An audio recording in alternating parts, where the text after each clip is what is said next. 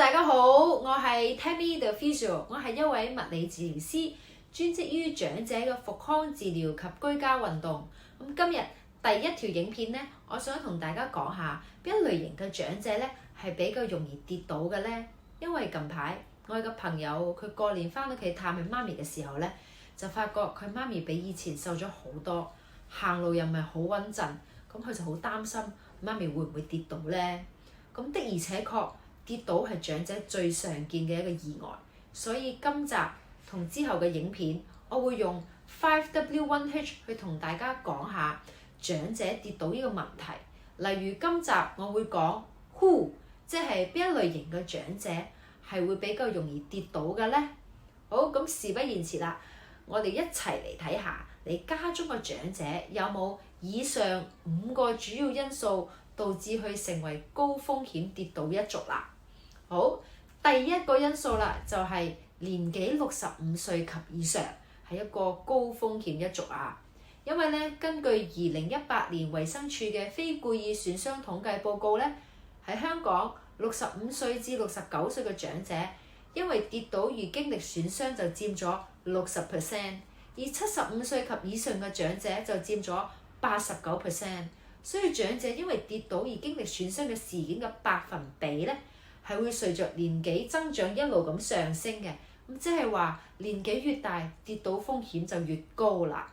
咁第二點就係個長者過去1年曾經有跌倒過，咁呢個咧就會增加佢再次跌倒嘅風險啦。咁就有統計指出啦，65歲以上嘅長者如果跌倒1次之後咧，半年內至1年內再次跌倒嘅風險咧，係會比同齡嘅長者高出4倍咁多喎。咁大家要小心啦。咁第三點啦，就係個長者患上2至3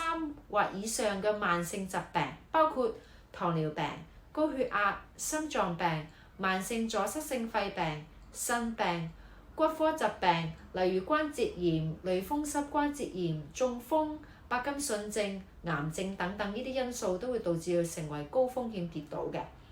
咁第四點啦，就係個長者患上長期功能障礙，包括佢嘅四肢同身體咧出現長期活動障礙，譬如個視力障礙、聽覺障礙或者認知障礙嘅。例如佢中風之後個半邊身咧個力偏差，咁會導致佢活動能力咧就受到阻礙啦。咁又譬如有啲長者係有白內障嘅，即使佢戴咗眼鏡之後咧，都會出現長期視覺障礙。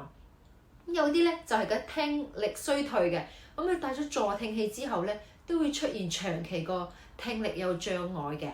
咁最後一點啦，就係個長者長期服用藥物啦，包括神經止痛藥、血壓藥、降血糖藥、抗感冒藥、抗抑鬱藥、安眠藥、鎮定劑等啦。由於長者會因應身體唔同嘅情況需要服用藥物，